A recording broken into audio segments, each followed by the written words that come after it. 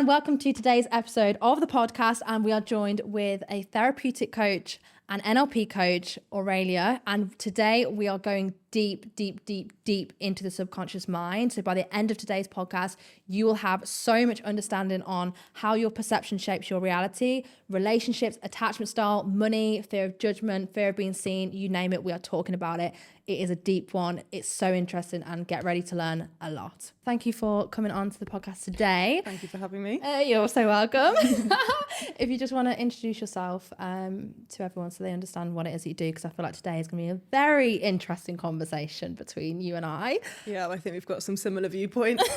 I'm also a coach and also do NLP work. So I think that was where we can align. And I'm also training as a therapist at the moment in my final year. So very nearly qualified there. It's been a long 4 years in training, but I've learned so much. And yeah, it's been brilliant. So that's a bit of me. Unreal.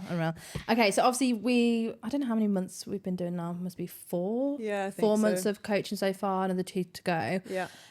Just describe to me, what would you say the biggest thing that you've had to overcome and have overcome since doing mindset coaching? I think it's not what I expected. So I came to you knowing that there was different blocks that were going to hold me back. They weren't present yet. Thinking about when I starting a business, knowing that there's these little bits that are holding me back, and I know they're coming, and I know that they'd be very present when they start. So I was like, I'm going to address them now with you. And it wasn't what I was expecting at all for what came out of my subconscious, which is pretty deliberate because it's hidden there for a reason. So I think the first one that we worked on was my own fear of being seen. And I was very surprised as to where it came from. I currently am specialising in grief work and bereavement. So I've done a lot of my own work around that, having lost my dad when I was 18. So my own journey through that, I've learned a lot, grown a lot, and I felt that I was sort of at a place where I was fine and overcome it. So I didn't have an emotional charge when talking about that topic. Yes. And then we talked about the fear of being seen. And that was sort of something that came up for me of, why don't I want to show up? Why don't I want to stand in front of anyone, or really coming forward and saying what I believe I can say? And it took me back to, a grieving moment of being afraid to show someone how I felt, to not make them upset as they were going through something very difficult. So that was just, I'm not going to show my emotions or show myself vulnerably because it was a difficult time to someone else. And that piece stayed with me for a long time and transitioned into all different areas of my life. Yeah. How would you say that manifested in life, that fear of being seen? Kind of every way. I think I used to, I think I'm very good at adapting to social situations. I'd say that is a strength of mine. But as well as that, I think I would come up a bit like a dice. So depending on who I was with, you'd be seeing one side of me. And I think after we worked through that, I was much more like a sphere. I would come to a person with all sides of myself, as opposed to just that one face. Yeah, 100%. Okay, amazing. How would you say overcoming the fear of being seen has helped you with business, and obviously going into the route of business? Because I think obviously being seen is unless you're a faceless company, being seen is important. The forefront. Is very important. Yeah, I think it showed up in business. It showed up in my friendships. I'm not afraid to just be as I am. Yeah. I think there was always that ever so slight, what is this person going to need from me the most? So becoming that, or not even becoming it, showing that side of myself more. Yeah. Whereas now it's much more calm, more safe. I just am. So there's no need to be anything else. I just am me, and that's it. I am, full stop. Yeah. That's enough. Yeah, which helps you in everything. Everywhere. Coaching, content, what you wear, who you are. Exactly. Everything. Yeah.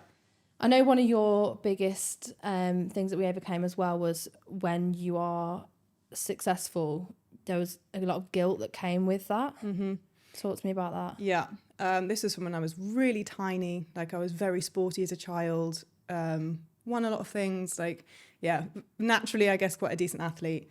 And I had a moment where I was sort of winning. I think I was probably like 6. And I'd won all of sports day. And it just made me feel really shit. Because it was, I don't want to outshine anyone else or take it away from someone. Yeah. Yeah.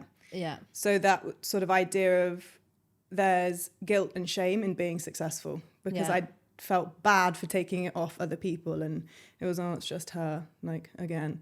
So it wasn't that celebratory feeling of winning. It was more, I come up and shit, I better hide, or like I better go down, which kind of links into that fear of being seen, but in a different way. Angle. Yeah.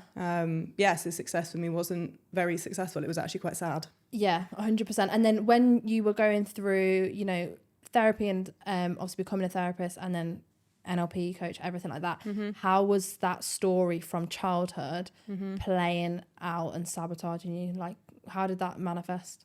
I think I would get very near. Yeah. So I would be trying very hard. I think I would put all the right moves in. Like, I'd be in all different areas, but let's say business, like I'd be doing really well. And then I'd get to the point and I'd be like, I'm nearly there. And it's like, nope. No. I'd pull back, or something would happen. Generally it'd be me, like somewhat self-sabotaging, or I don't know, for example, like I'd start snoozing an alarm.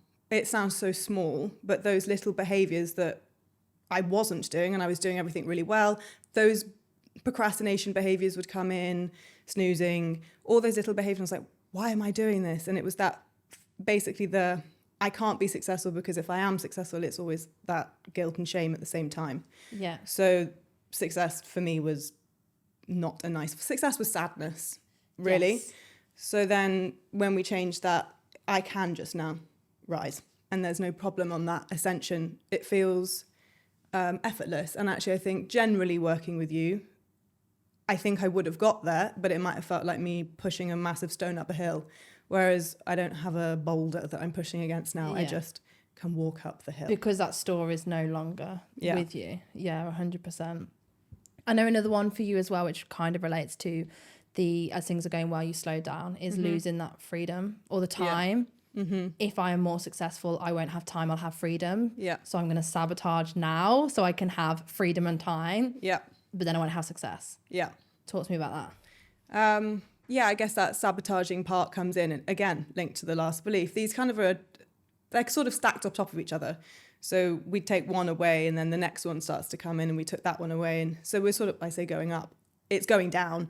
So like the depths of the beliefs are coming in lower and lower and lower. I think that time part comes in, because I feel free to have success now. And it's like, well, actually, what is freedom? Like, to me, what is freedom? And then that's a whole different conversation and different set of questions around freedom's different for everyone. Does success in my mind have freedom in it or not? So that's where that time piece came in of, for me, what I was visualizing as success. Yes, it was successful. Yes, I did want that. But at the same time, then there was also if I have that, I will actually lose a sense. I want it for freedom, but I will also lose it because I'll lose, for example, my time. So my time then wouldn't be free. So I gain freedom and I lose freedom. So it was a bit of a barrier. Yeah. And then how would you say, because of that, in your mind, there was that distinction between you can have success or you can have freedom. Consciously, we think success will bring more freedom. Yeah. But subconsciously to your mind, you can have success or you can have freedom and time, but you can't have both. Yeah. As you were becoming successful, and that part gets triggered where it's like, shit, if you carry on being more successful, you're going to be too busy, you're going to lose your time, you lose your freedom. Let's sabotage. How were you sabotaging to support this sort of story in your head? Funnily, procrastination massively, because it actually, again, not that consciously, was giving me time. Yes. Because if I was procrastinating, I was resting, like in inverted commas. So it gave me that time back that I could have just had if I'd done the thing efficiently. But again, it was that self-sabotage with the positive intention of, I'm actually getting my time back. So once we were aware of that, then I could see it more and be like, actually just do the thing and have the time actively rest after. Yes. Which and made then it easier. have both. Yeah, 100%. Okay. What would you say the biggest, in fact, if we could just, before we go on to actually talking about the subconscious, what would you, how would you describe mindset coaching to people and how much it's impacted you? How would you describe it from your experience? Obviously, you know a lot about the mind. Yeah. I think from a place of, if you're ready to actually make a change, if you're aware of different parts of yourself that are holding you back, you've maybe tried other avenues and it's like, I still just can't get over this hurdle. You're aware of it. It's just, I'm Don't know stuck. what to do. Yeah. Yeah, or like banging your head against a wall. I think that's where mindset coaching comes in massively. You have the conscious awareness of it, and it's like we just change those original programs that were there and you change them for something that's more favorable, or from a adult mind. So often you'll take these beliefs as a child. Now you're looking at it from an adult.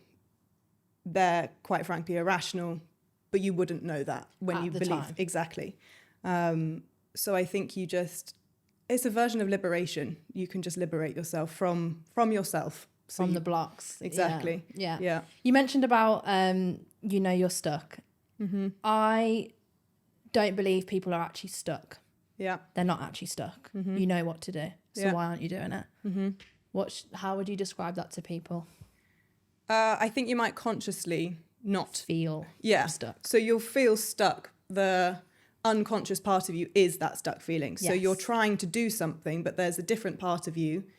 You're consciously trying to do something. There's this unconscious part of you that's actually not feeling safe enough to do it.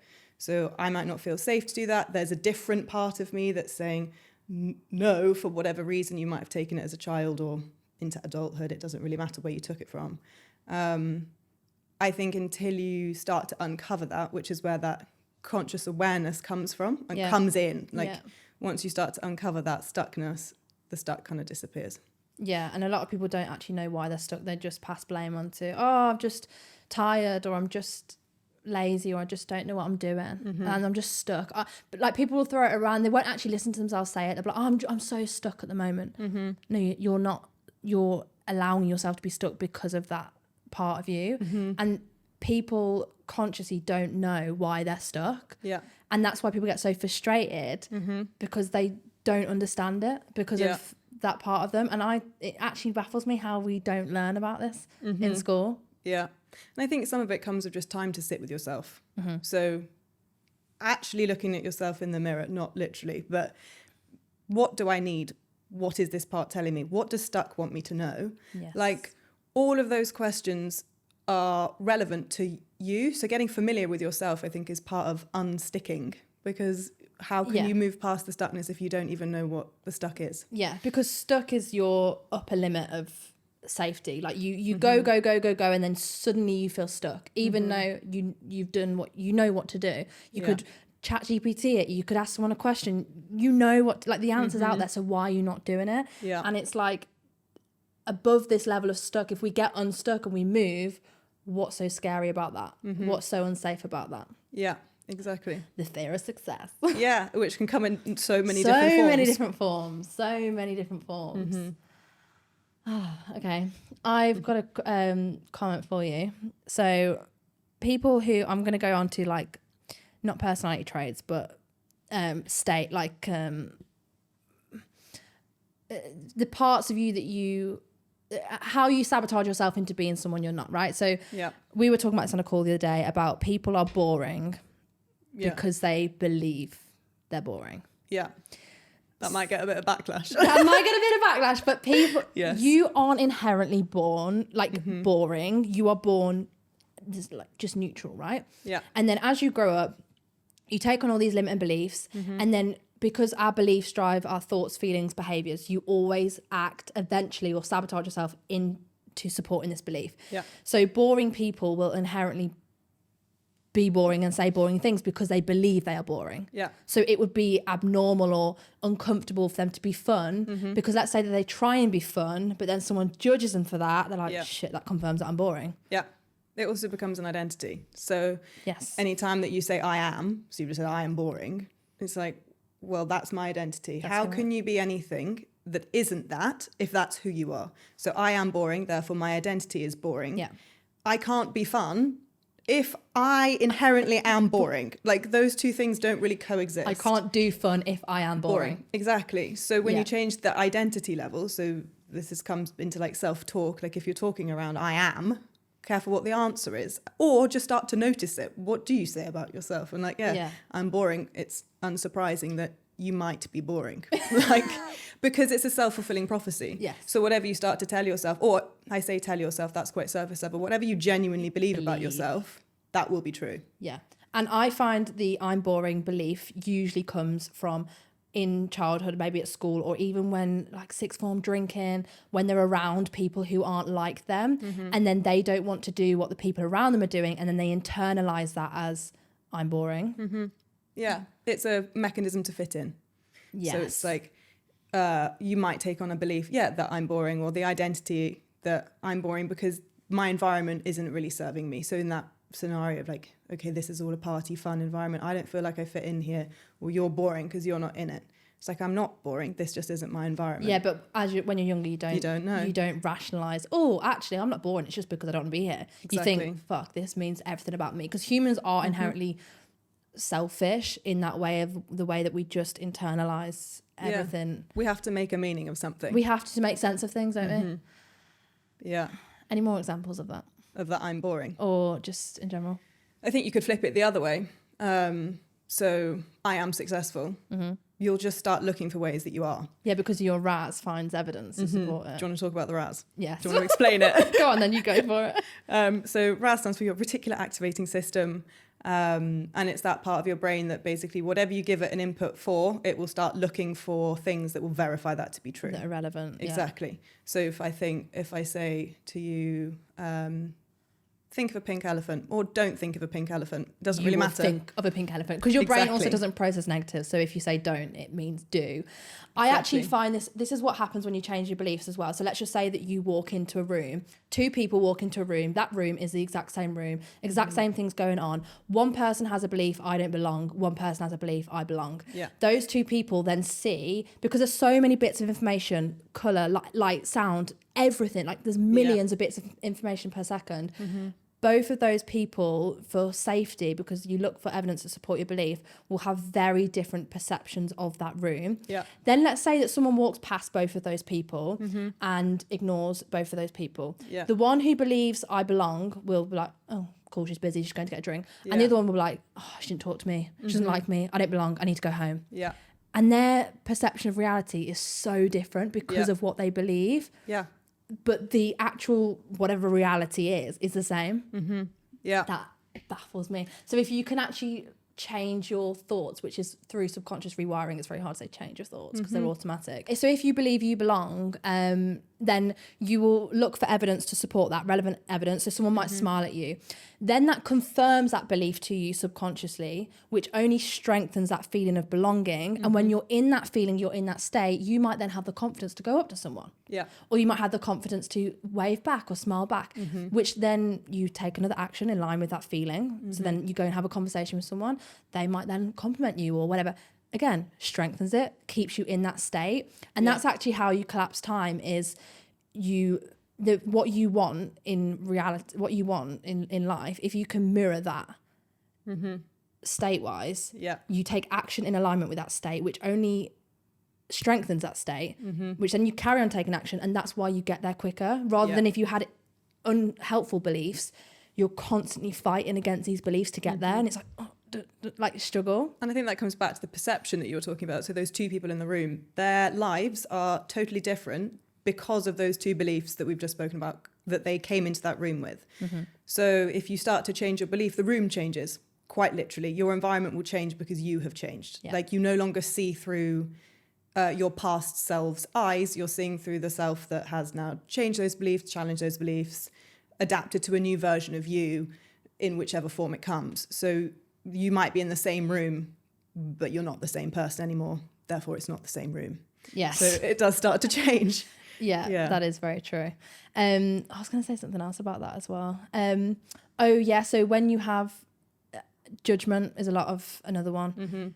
I can't unsee it. When people judge other people, you are not judging them. There is a part of you that's judging you. Yeah. And therefore you judge them, so you don't have to look at this part that's judging yourself to make yourself feel better. That's how I'm so tunnel vision on everything, because if anyone judges me, I don't give a fuck, because you're not judging me. You're judging yourself subconsciously. Oh, it actually baffles me. And I think it's a fun thing to notice as well, that if you're looking to start to change yourself, if you are walking around or you do start judging someone, notice it. It's like, why am I judging them? What is it about them that I'm judging? And what do I lack therefore? Yeah, what does it mean about me? Yeah. I used to actually judge people who were quite like lazy or didn't work hard. And I'd be at university and there'd be people there chilling. I was like, why the fuck are you not in the library working? Like, oh my God, you're so lazy. But I was actually just judging myself because working meant that I was enough, or working whatever. But no, judgment is... But it's also how you relate to people. You know, so like you judging those people in the library, for example, you're probably not going to be mates with them. No. Because you hold a judgment about them already. That's like, you're not like me, or we don't have the same values, we don't have the same beliefs. So therefore, the likelihood of us getting on isn't that high. No. Whereas you change some beliefs, you'll change depending on who you want to surround yourself with. Like the room of I'm boring, you're probably just in the wrong room. Yeah. As in, if you're in a room where everyone's drinking and you're not because it's not your room and you don't want to be doing that, change your room and you're not boring anymore. Yeah, it's so true. So like the environment makes a difference as to who you're around, and also, your perception matters. So those judgments matter as to who are around you, and they'll change how you interact with people in your life. Yeah, that's so true. That is very interesting. I think money comes into this as well, if you want to go down the money route. Sure thing. I had a session with someone earlier today, and she was saying that she doesn't want to push her selling or whatever because she believes that she's greedy. And she actually judged other people who say, who were taking a lot of clients on, and she was judging them. She's like, God, they take on so many people, they can't get that good of results. But actually she was judging herself, because if she was taking on that many people, she would be perceiving herself as greedy, not getting them the results, being a fraud, like trying to sell them a service just for the money rather than the results. And I think money is so interesting, because what you believe about money is inherently, it is a massive mirror to how wealthy or free or financially free you are. Yeah. Have you got any like examples of this?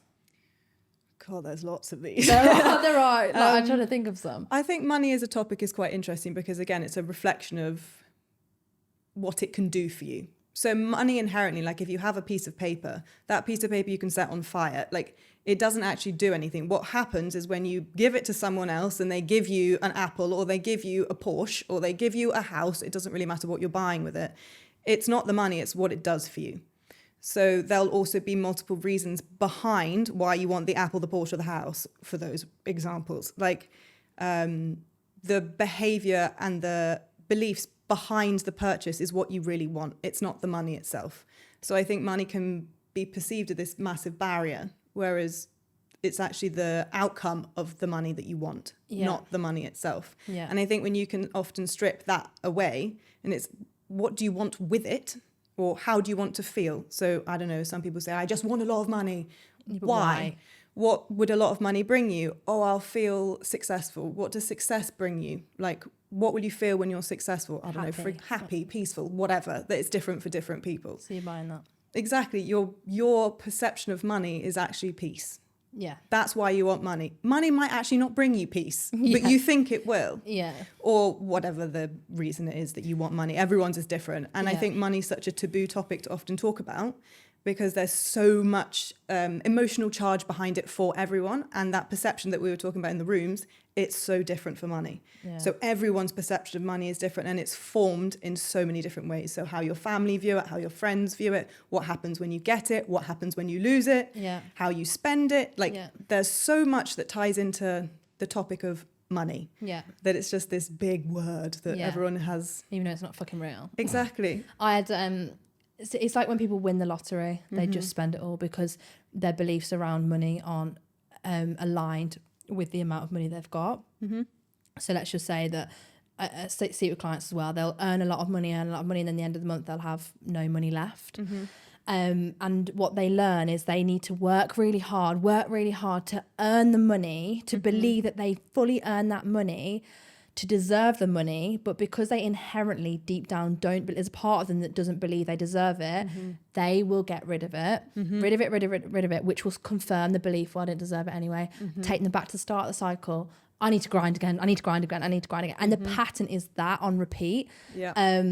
It's actually crazy. Which goes back to reinforcing what you were saying about if that's your belief that I don't deserve it, your life will reflect that belief. Yes, so that you don't deserve it. It will leave. And then it will leave. And it's the same with it's the same with relationships. People believe that they don't deserve someone who is loving, or I don't deserve to be loved. Okay, well that's why you keep choosing a partner who doesn't treat you right, because you feel like that you have to earn their love, and when they give it you push them away anyway. And I think that can also come down to attachment styles, and then a sense of self-worth as well can come into relationships a lot as well. So am I worthy? Am I deserving? If you've never witnessed a stable relationship, volatility might feel safe and comfortable to you. But So I think it's you- also the belief behind that as well, though, because let's just say that your parents were always arguing. That's a neutral thing, right? Like arguing is arguing. It's what you make the arguing mean about you. Yeah. So, for example, if a 7-year-old, and I had this with a client, a 7-year-old watched her mum and dad arguing. She was on the stairs, watched her mum and dad arguing, and subconsciously internalized it as, made a decision that it's her fault and therefore she's not good enough. Yeah. Took that belief on, now stored in her emotionally, and that's now affected her relationships moving forward. And she got a secure person in, and she was like, oh, they're boring, they're too boring for me. They're not boring, they're just they're not supporting your beliefs. Yeah.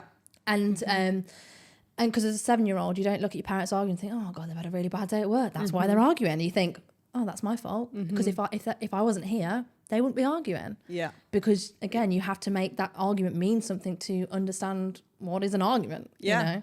And that, like you said, that they were 7, like everyone talks about, oh, you know, all your beliefs come from childhood and all your problems come from childhood and childhood this and childhood that. And you think, oh, for God's sake, shut up. Shut the fuck up. But there's some reason behind that when we're talking about the subconscious, you're generally speaking, when you're a baby up until about the age of 7, you're more in your unconscious and subconscious mind. You don't yet have You're that a analytical sponge. mind. Exactly.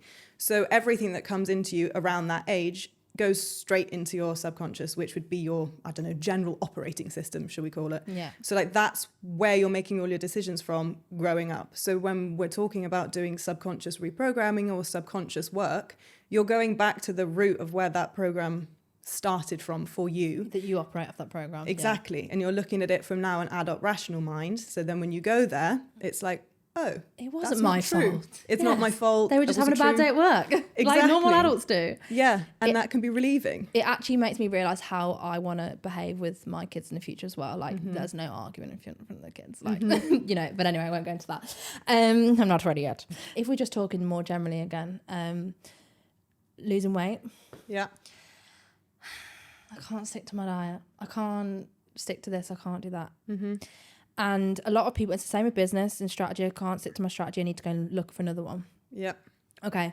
So you can't be successful at a strategy or at a diet because you will run it. You'll be successful at it. But then you hit again an upper limit of safety. Yeah.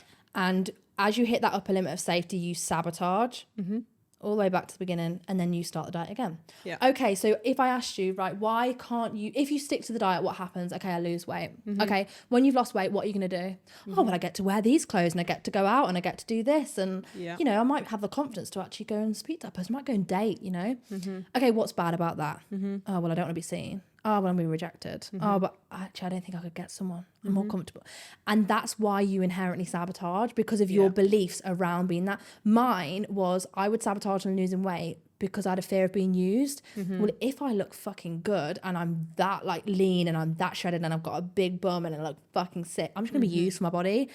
And then who am I? Like, why don't you want me? You don't care about me. You just care about my body. Yeah. And that was mine. And until I shifted that subconsciously, I would sabotage and always put weight back on. Yeah. And since I shifted that, I don't think about what I eat. I train when I want.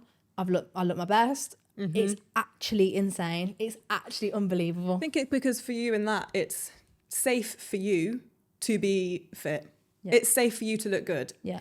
It wasn't before No. because you'll be used if I do. Yeah. So in my head. In your head, exactly. It's not it's not conscious.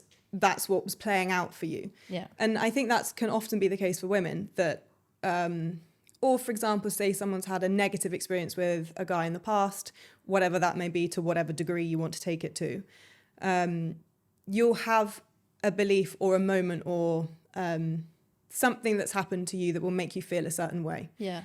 That isn't a reflection of all people, but you'll be hanging on to that, and it's safe for you to do that. Like, it's very valid for you to take all those beliefs. So for you, I might be used, or I will be used. That's very much a safety response. The whole of the idea is that you stay safe as a person. Yes, we go into for survival. Exactly. Like, you don't want to be in fight or flight all the time. So why would I look great if I'm going to be fight or flight? Exactly. Yeah. You create anxiety. You create like stress by being really good looking for you. So it'd be like, I don't want to feel stressed all the time. I'm actually safer not. So I think there's also like an acceptance and awareness around that, because I think we can feel like, oh, for God's sake, I'm really trying here. Like, I'm trying and I just can't do it. And then you feel worse and everything goes, then you're in the downward spiral of why me, and the horror, but the horror of it as well, because you're really trying. Yeah. But there's also that it is actually helping you in some way. Yes. And I think that's another thing about beliefs. Intention is always positive. Yeah. Always. Like, that's what people think. Every single behavior that you have, whether it be smoking, whether it be chatting shit about someone, whether it be procrastination, overthinking, the behavior is so unhelpful because it's called self-sabotaging behavior. Yeah. But the intention behind it is so positive. Yeah. Like, if we just take procrastination, for example, I don't know, let's just say that you're working really hard and you're about to hit your next level of success, and then you start procrastinating. Maybe your next level of success equals burnout, losing it all. Okay, so procrastination is coming in right now to protect you from being successful, because there's a part of you that believes that if you're more successful, you're just going to burn out and feel sad. Well, why does your subconscious want that for you? Why does your subconscious want you to lose it all and then again be in fight or flight? So procrastination's coming in for a reason. And I think the reason why a lot of humans are so frustrated and just so down and depressed is because they don't understand why they're doing it. So they're like, oh, I'm just procrastinating, I'm so frustrated, I can't stop procrastinating, it's just so annoying, and then I'm this, and they go into the inward spiral. But all of these behaviors are protecting you from something. So I always say, if we're to remove that behavior, so let's say we remove procrastination, we remove overthinking, and you carry on, what's bad about that? Yeah. So let's just say that you carry on and then they're like, oh, I'd be so successful, that'd be amazing, there's nothing bad about that. Okay, what bad things might happen if you're successful? Like what would happen? Oh, I'll become busier. Okay, what's bad about that? Oh, well, then I'll have no time for myself. Okay, what's bad about that? Oh, I'll push my partner away. Okay, what's bad about that? I'll be alone. Okay, so then success equals alone, And it's so interesting. And it can come in so many different forms as well. Different forms. Like that protection mechanism, whether you're looking at addiction in any form, it could be a workaholic, substance to some degree. There's always a positive intention. So not to speak too much around this, but let's take addictions in varying forms. Often it's a numbing. So if I work really hard, I don't have to look at the thing, or I'm distracted from the feeling. Yes. So you're often not present with the feeling and you're numbing it with something else. Yes. So what is that numbing bringing you? Safety, comfort. Yes. It's not, like you said, although the behavior may be bad, the intention behind it is actually keeping you safe. And you get addicted to that feeling. And it's actually that's inherently addictive, because it's... And if you take it out, but like if you take the crutch away, so if you stop the workaholic from working, that will feel particularly awful, because you've taken away the safety net for them. Yeah. You've taken away that comfort, and you haven't been able to give it back in a way that is comforting in a different form. Yeah. So the behavior of comfort isn't coming anywhere else. All you've done is taken away someone's crutch, and now they're falling. And it feels awful. So the likelihood is you're probably going to go back to work a lot. Yes. You need to substitute, or I say substitute, understand what the meaning is and the drive, which sort of that leveling up of conversation. If it was this, what would that mean that you've just sort of just run through? And then how can I get that somewhere else? In somewhere else, yeah. That's helping me. Yeah, because you want the gain. So just for everyone who's listening, is the behaviour, you get a secondary gain. It's called a secondary gain. When you do a behaviour, you get something from doing the behaviour. You don't actually want the behaviour, you want what you get from it. So snoozing in the morning, you stay in bed, you snooze your alarm. You don't want to snooze, but what do you gain from snoozing? Comfort. Right, okay, how else can I gain comfort in a morning that's going to help me move forward? Okay, I could get out and journal, have a coffee, I could go on a walk or whatever. Or maybe you actually need more comfort intermittently in your week through intentional rest. That means that then you won't gain a lot of comfort in copious amounts through endless lying in and procrastinating and scrolling. And I think you speak about this as well with the idea of success. So like success will look different for different people, but what you believe success is. Like, is success for you a business that's thriving, a family life that's thriving, time off, So there's all these different components to a life, and what that balance looks like for you is success. And I think there's that nice quote of, you can have everything, just not all at once. And I think that also comes into it of what actually can you balance and what is important for you to balance right now. Because there'll be times where you need to be working harder. There'll be times where actually you do need to spend more time with your family or on holiday or whatever that is to you. There is a balancing act and an ebb and a flow that comes with life, but also knowing that I can hold it and what that is to you in that form. Yeah, and not making it mean something about you, which allows you to do it. Mm-hmm. Yeah. Interesting one. Yeah, I think success is a funny topic. Because everyone wants success, but you don't want what comes with it. Mm-hmm. If that's a negative thing for you. Yeah. I think it's a lot of the reason as well why, this is a good one, why a lot of entrepreneurs, and I mean successful entrepreneurs, are very unhappy. Yeah. They have everything they want. Okay, why do I feel so empty? Why am I so unhappy? Well, because you consciously have everything you want. So back to the money that we were talking about, you consciously have the things that you thought would make you happy. Those things, you placed a value onto those things believing that it would make you happy. It's not necessarily what actually makes you happy. You just believed at the time that it did. Yeah. So I think then that is, again, back to that self-awareness of what actually makes me feel fulfilled, what actually makes me happy, as opposed to outsourcing that onto something or someone. I think a lot of people do that in relationships. You will make me happy. Yeah. Or that thing will make me happy. It's how can I be happy? Yeah, exactly. It's giving your power away. I think as well, a lot of people chase the next thing in the business because they think it will make them feel good enough. Mm-hmm. So I need to have this in order for me to feel good enough. Mm-hmm. And then when you get there, you A, move the goalpost, but B, you feel empty because nothing ever externally ever will make you feel good enough. Mm-hmm. Because it's an inherent feeling. You'll get it for a split second, close 10K deal. Oh yeah, great. Now what? Then the drop. And then the drop. Mm-hmm. And I think also a lot of successful entrepreneurs, they really numb their emotions. They get to the top, really successful, and then they just feel so like depressed because they've constantly pushed through these unhelpful feelings. They've been their whole life is to push through unhelpful feelings without actually addressing like, what is this feeling? What is it trying to tell me, and where is it coming from? I think they're sometimes doing the job without themselves, like that push through. It's in order for me to do this, I need to put in a box the parts of me that don't. So it's not all of you coming to the growth, the success that you're having. It's a part of you that is able to do that, because if it was all of you, you wouldn't necessarily, or that might not be what you want, or it is, and in which case, fantastic, you're very aligned and things are going really well, and it will feel effortless. It won't feel like you have to shove part of you in a corner and not look at it, and don't look at those feelings, and you can't feel anxious now and shove it away. Like that suppression will come out in other forms of your life. Like if you suppress something, it's gonna come out somewhere. It has to come out, and like it's low often mood. unhelpful. Yeah. That's such an interesting one. And I always say as well to a lot of clients when we work with them is, if I was to take your job, your business, your results, the car, the apartment, the attention from your audience away from you, who the hell are you? Mm-hmm. And usually it's, I'm nothing, I'm a no one. Mm-hmm. Oh shit, I am actually average. Mm-hmm. And that's the fear. And that's why a lot of people have a big ego as well, because with ego will do anything to protect you, protect anything exposing those beliefs. So I'm average, I'm a no one. Ego does not want you to feel those things. So ego will push through everything. It will judge other people. It will do anything it can to look outwardly, so we never look inwardly, because deep down you believe you're no one, you believe you're average, and you believe you're nothing. Yeah.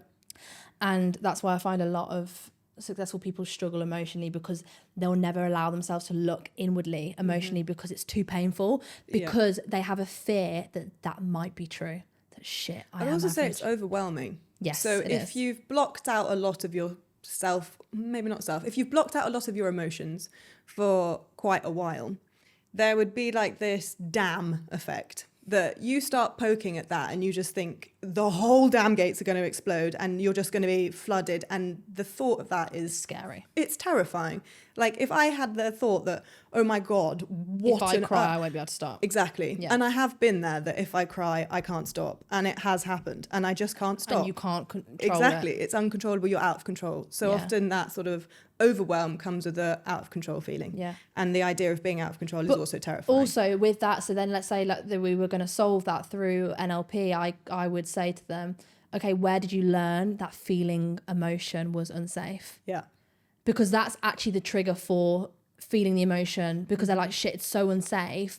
I'm going to just feel it and never be able to stop feeling it. And then it's all going to be true. I'm going to be a downward spiral and I'm probably going to... I also think some of it's quite gentle around that. Like some of these questions that we've been saying have been very direct. Yes. Some of the times when you have that floodgate feeling, oh yeah, it is just overwhelm. So then you start to look at the overwhelm and like the gentle questions of what would it be like to feel this? Or can you think of a time when you did? And like, you don't have to pull the whole floodgate all at once. Oh no. And also one thread won't release the dam. No. You just think it might. It will. There's that fear part that's coming in of, again, it's in protection of you. It's like, I'm trying to keep but you safe work here. on that fear part first. Exactly. To make emotions feel safe, and then you never actually overfeel them where you're like, fuck. Exactly. I did it with a client. She couldn't even leave the house. She couldn't even... she was too scared to feel. She actually was too scared to do mindset coaching. And because her parents, when she was younger, told her that... just get on with it, like don't cry, we don't do that, like that's embarrassing, don't show your emotion. And so now she's scared to show her emotion, so she's scared to have the breakthroughs.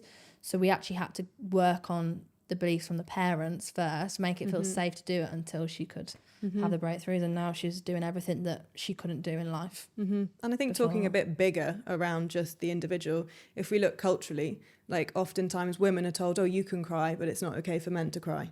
And I think that can be really harmful, especially in a place where you actually are being held. So say you do go to the right environment where you feel that it's safe to, but it still isn't, because there's that cultural programming. Maybe you go see a mindset coach, maybe you go see a therapist, it doesn't matter where you're going, but there's still that barrier for you. And oftentimes it's not yours per se, you've just taken it on. So you've culturally taken on that it's not okay for me to do that. And I think then that's a different piece, because you've adopted something that also isn't yours.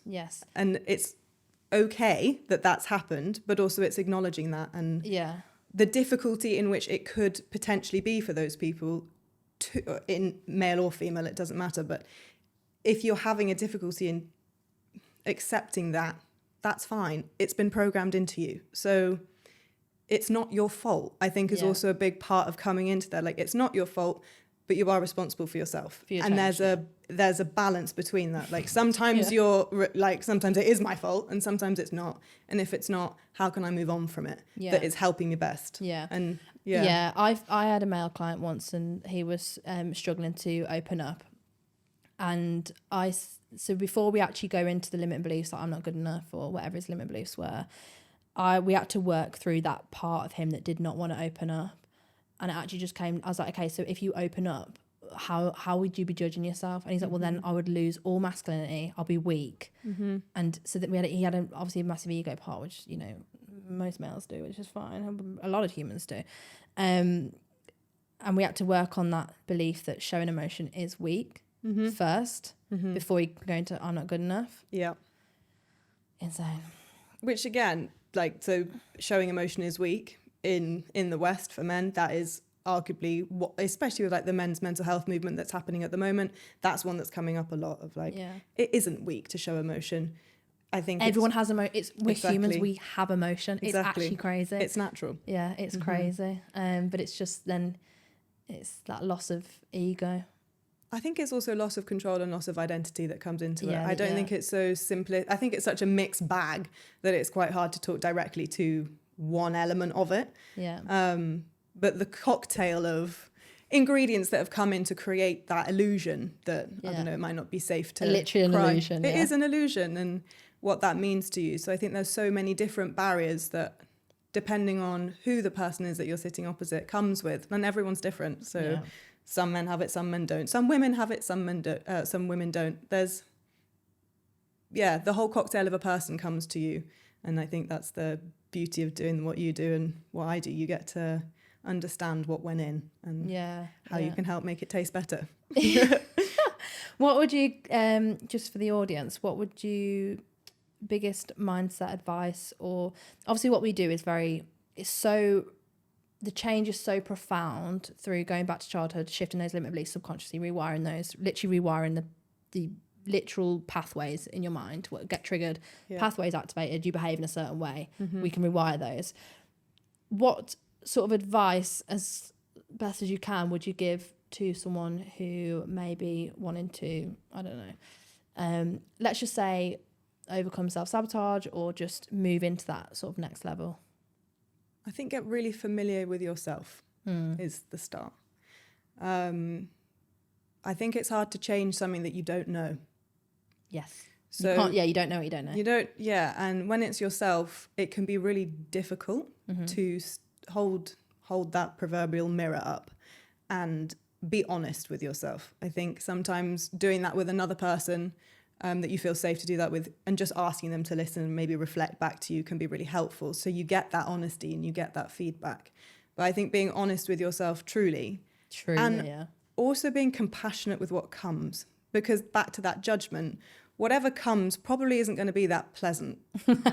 Like, you've taken it for a reason and it hurt you for a reason, or you want to move past this, but it's difficult. Therefore, what's the difficulty? Well, you're going to be looking at something that was related to you. So I think be compassionate and get familiar with yourself. And I think you can often fall into the like beating yourself up about something, like, I'm stuck, why can't I move through? Or God, I feel so shit and I felt like this for ages. What's wrong with me? There's nothing wrong with you. No, you're just feeling you're protecting something. yourself. Yes, you protect. Yeah. So I think back to the positive of you're looking exactly. You're looking after yourself. So when you do start looking at yourself in the mirror, you're looking after yourself, just not in the best way. So how can you start to look after yourself in a way that helps you better? But that comes with the familiarity of what you actually, those underneath beliefs and desires actually are. Yeah. Yeah. And then you just get mindset coaching to shift them. Exactly. But yeah. No, amazing. Okay, amazing. I think we'll leave that here. Perfect. Thank you Thank for you so having me. I love chatting with you.